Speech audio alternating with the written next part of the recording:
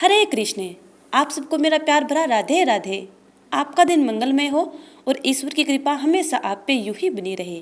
इसी मंगल कामना के साथ आज हम श्रवण पान करेंगे देव उठावनी एकादशी की पवित्र कथाएं।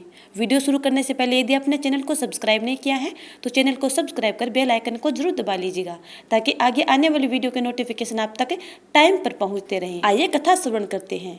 एक राजा के राज्य में सभी लोग एकादशी का व्रत रखते थे। प्रजा तथा नौकर चाकर से लेकर पशुओं तक को एकादशी के दिन अन्न नहीं दिया जाता था। एक दिन किसी दूसरे राज्य का एक व्यक्ति राजा के पास आकर बोला, महाराज कृपा करके मुझे नौकरी पर रख लें। तब राजा ने उसके सामने एक शर्त रखी कि ठीक है रख लेते हैं, किंतु रोज तुम्हें खाने को सब कुछ मिलेगा परंतु एकादशी को अन्न नहीं मिलेगा। उस व्यक्ति ने उस समय हाँ कर ली, पर एकादशी के दिन जब उसे फलाहार का सामान दिया गया तो वह राजा के सामने जाकर गिड़गिड़ाने लगा, महाराज इससे मेरा पेट नहीं भरेगा, मैं भूखा ही मर जाऊंगा, मुझे अन्न दे दो। राजा ने उसे शर्त की बात याद दिलाई पर वह अन्न छोड़ने को राजी नहीं हुआ। तब राजा ने उसे आटा दाल चावल आदि दे दिए। वह नित्य की तरह नदी पर पहुंचा और स्नान करके भोजन पकाने लगा। जब भोजन बन गया तो वह भगवान को बुलाने लगा, आओ भगवान भोजन तैयार है। उसके बुलाने पर पीताम्बर धारण किए भगवान चतुर्भुज रूप में आ पहुँचे तथा प्रेम से उसके साथ भोजन करने लगे। भोजन आदि करके भगवान अंतर्धान हो गए तथा वह अपने काम पर चला गया। 15 दिन बाद अगली एकादशी को वह राजा से कहने लगा कि महाराज मुझे दुगुना सामान चाहिए। उस दिन तो मैं भूखा ही रह गया।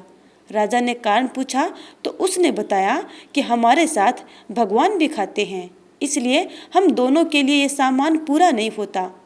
यह सुनकर राजा को बड़ा आश्चर्य हुआ।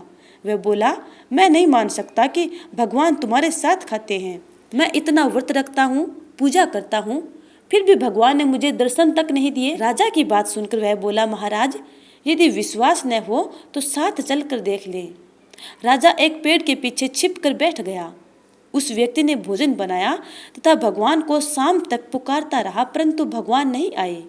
अंत में उसने कहा, हे भगवान यदि आप नहीं आए तो मैं नदी में कूदकर प्राण त्याग दूंगा, लेकिन भगवान नहीं आए। तब वह प्राण त्यागने के उद्देश्य से नदी की तरफ बढ़ा। प्राण त्यागने का उसका दृढ़ इरादा जान शीघ्र ही भगवान ने प्रकट होकर उसे रोक लिया और साथ बैठकर भोजन करने लगे।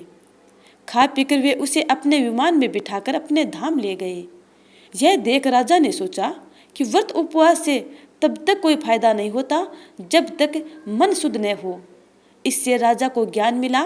वह भी मन से व्रत उपवास करने लगा और अंत में स्वर्ग को प्राप्त हुआ। दूसरी कथा के अनुसार एक राजा था। उसके राज्य में प्रजा सुखी थी।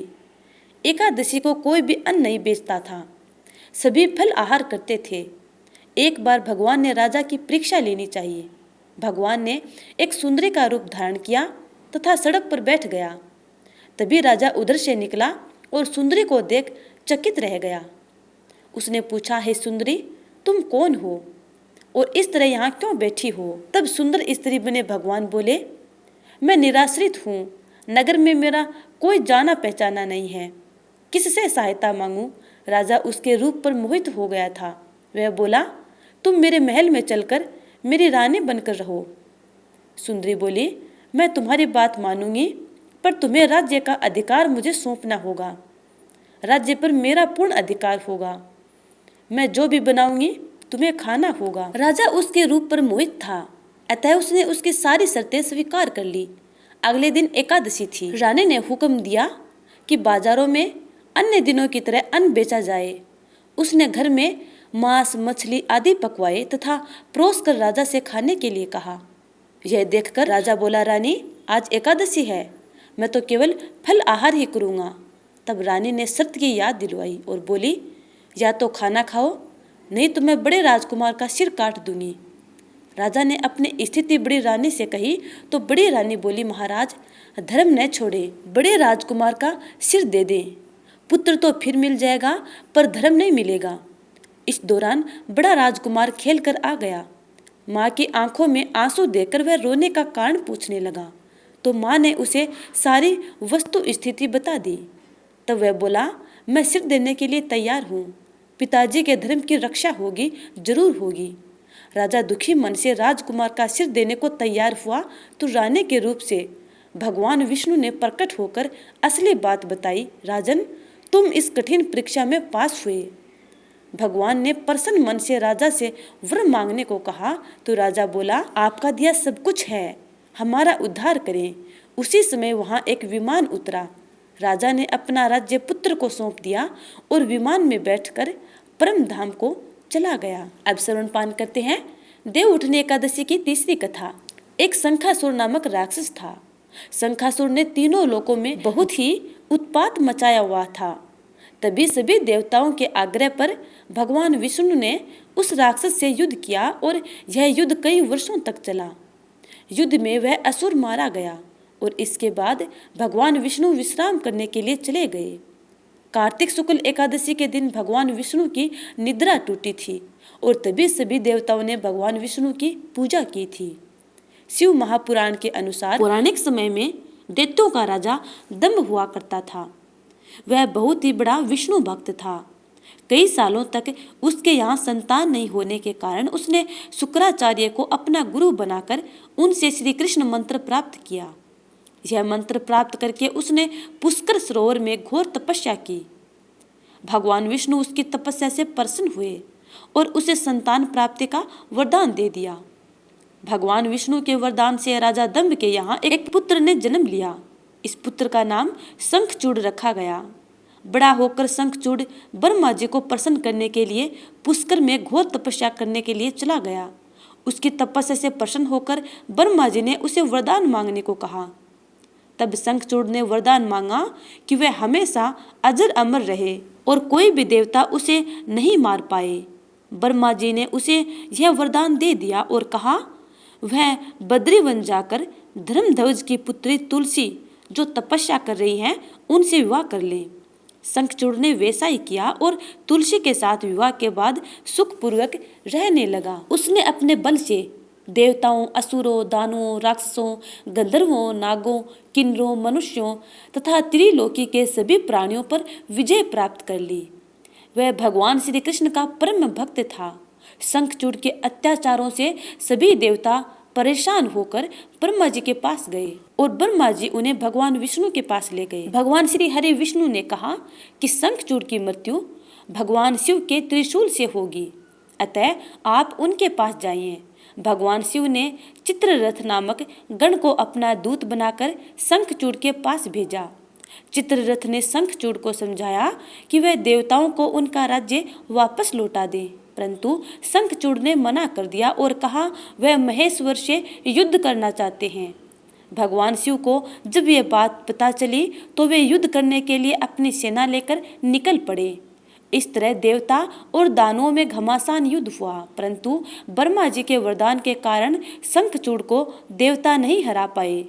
भगवान शिव ने शंखचूड़ का वध करने के लिए जैसे ही अपना त्रिशूल उठाया तभी आकाशवाणी हुई कि जब तक शंखचूड़ के हाथ में श्री हरि का कवच है और इसकी पत्नी का अस्तित्व अखंडित है तब तक इसका वध असंभव है।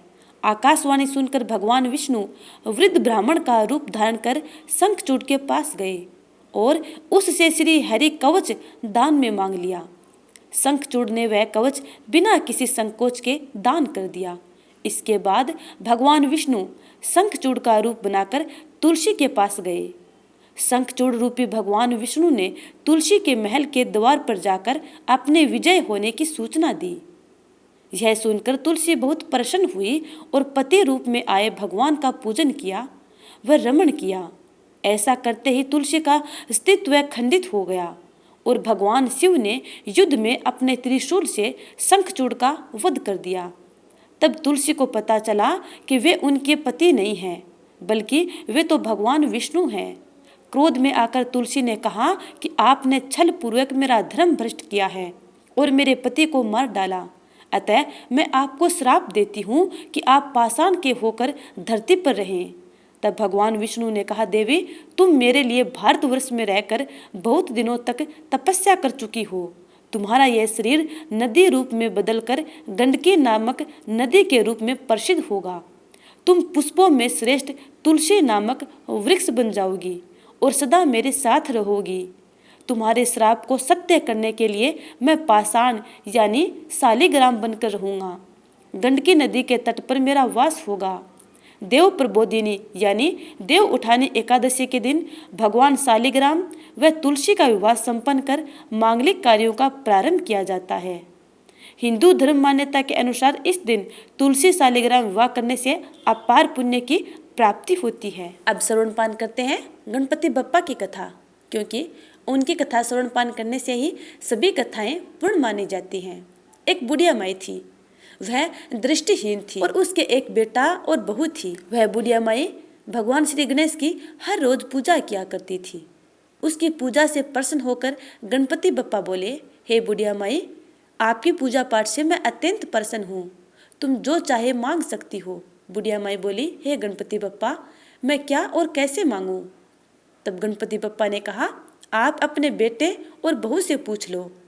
तब बुढ़िया माई अपने बेटे के पास गई और बोली, बेटा, गणपति बप्पा मुझे हर रोज कहते हैं कि बुढ़िया माई कुछ मांग ले, तो मैं क्या मांगूं? तब बेटे ने कहा, माँ, तू तो धन मांग ले। बुढ़िया माई फिर अपनी बहू के पास गई और बहू से पूछा। तब बहू ने कहा, माँ जी, नाती और पोते मांग लो। तब बुढ़िया माई ने सोचा कि ये दोनों तो अपने मतलब की मांग रहे हैं, मुझे अपनी पड़ोसिनों से जाकर पूछना चाहिए। तो वह पड़ोसिनों से जाकर पूछने लगी। तब पड़ोसिनों ने कहा कि बुढ़िया माई, तू तो कुछ दिन ही जिएगी, तू क्यों धन मांगे, क्यों नाती पोते मांगे, तू तो अपनी आंखों की रोशनी मांग ले, जिससे तेरी जिंदगी आराम से कट जाएगी। तब बुढ़िया माई ने सोचा कि मुझे अपने मतलब की भी मांगनी चाहिए और अपने बेटे बहू के मतलब की भी मांगनी चाहिए।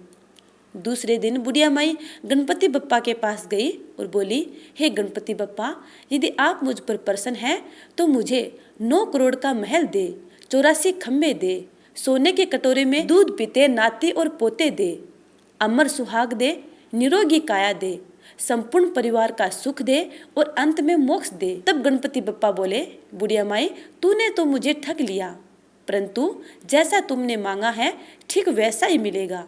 यह कहकर भगवान गणपति बप्पा अंतर्धान हो गए। कुछ देर बाद जब बुढ़िया माई ने अपनी आंखें खोली तो चारों ओर देखा तो जैसा बुढ़िया माई ने मांगा था सब कुछ वैसा ही था। हे गणपति बप्पा, जैसे आपने बुढ़िया माई की मन इच्छा पूर्ण की, वैसे ही अपने सब भक्तों की मन इच्छा पूर्ण करना। जय श्री गणेश। तो प्यारे स्नेहीजनों, ये थी देव उठनी एकादशी की अत्यंत पुण्यदायिनी कथाएं। उम्मीद करती हूँ कि आपको ये कथाएं अच्छी लगी हैं तो लाइक कमेंट कर देना और आगे आने वाली वीडियो का इंतजार करना। तब तक के लिए जय श्री राधे।